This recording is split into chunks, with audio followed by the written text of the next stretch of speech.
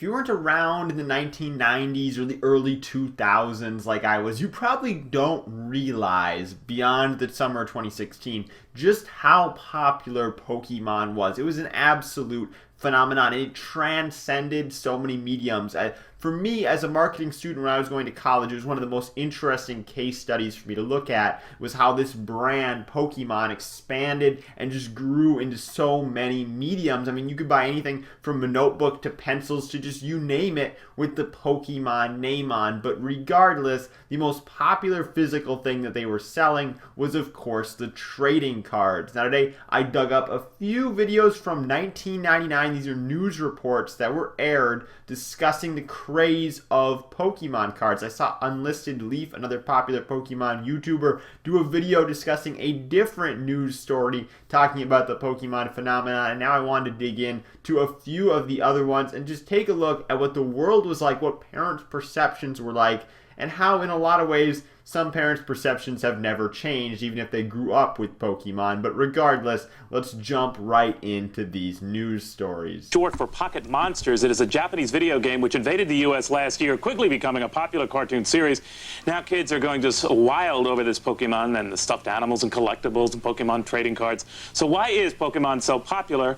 This game, these trading cards. Now, in the last report, the mother said these are collector's items. Now, it's interesting. Now, apparently, the mother actually knew what she was holding. What you just saw was a jungle base set expansion pack, and those are pretty pricey from what I know. I'll actually put the eBay prices on the screen for an unopened pack. They're pretty pricey. Interesting to me, the kids are playing with these. I'm wondering how many parents are buying these at $6, $8 a pop and shoving them in the drawer, putting them in the plastic cases to send their kids to college in 20 years. Well, they don't really think that they will be. So here we go. We're on to a different news report, this being from October 9th, 1999.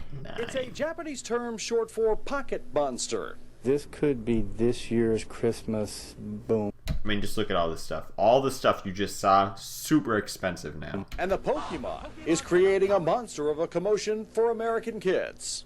That's all they're wanting now is pure Pokemon. We haven't sold any yo-yos or Star Wars merchandise in a long time. I mean, come on, man.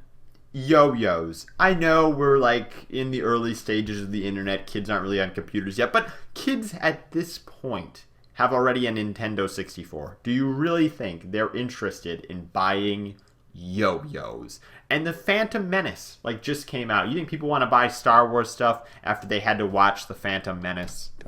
Meet the latest craze to sweep the country. Characters named Pikachu, Mankey, and Snorlax. Each one has life points and a unique point of attack. They get into fights, but no one dies. Nobody dies. Such a critical point for all the concerned parents out there. Only lose energy and faint. The winner's supposed to keep the other players' cards, but you're really supposed to play for fun. But some kids aren't, and that's forcing parents to shell out more money. In California, these things are $12 a pack. $12 a pack. Now look, I've been to California. I know things are a little bit more expensive, but you can't tell me that in 1999 a pack of Pokemon cards should have been $12 in California. That's a store owner trying to make a few extra bucks, or 5 extra bucks in reality, because there's no way they should be that expensive, but it's going to get worse. And when demand outpaces supply, it quickly becomes a seller's market. These boxes here have actually gone up in price faster than some of our football boxes. This one box there has tripled in price. You hear that? This guy, I mean, I get it's a small business.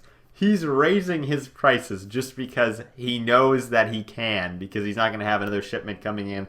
Look, it's good for his bottom line. It just feels to me like just kind of a tough thing to be doing to kids. Kids are buying these. I mean, keep the price at a fair price and don't charge $12. I mean, odds are this guy doesn't know much about Pokemon, but he knows it's really greasing his wallet. Now, this last one is actually going to be from a 60-minute clip in Australia in early 2000s. And it's not difficult to be sucked in, because Nintendo intentionally feeds children's obsession with the trading cards. Doesn't that just seem like the most cruel, overly harsh thing you've heard a news reporter say today? Nintendo is intentionally just feeding this machine. Well, the reality is Nintendo's a business. They're trying to make money, but the kids enjoy it. And, you know, obviously that's the reason why they're truly buying it.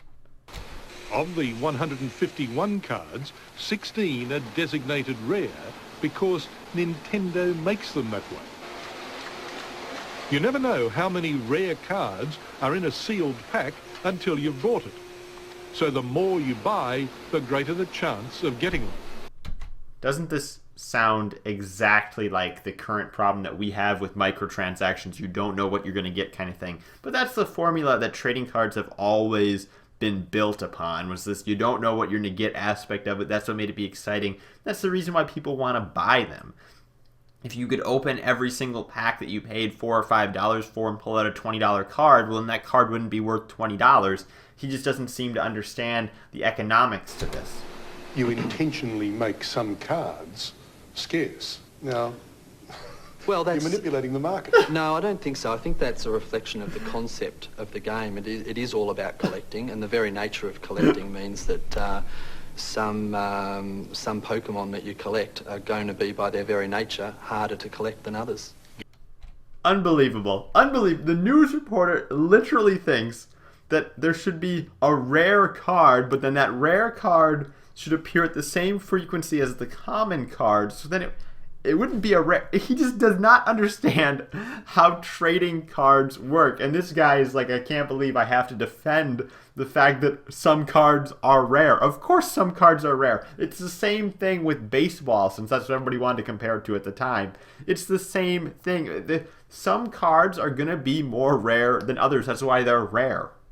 Gavin Bust is Nintendo's Australian marketing director. Because you make some cards scarce, I've got to buy more and more if I'm to be sure of getting those scarce ones.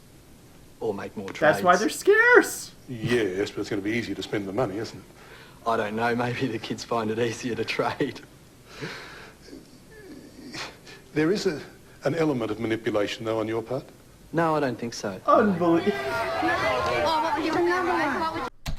An element of manipulation. Oh my goodness. They're scarce because they're scarce. If they were as common as the other ones, they'd be common. I think children are being exploited from those people who invented Pokemon.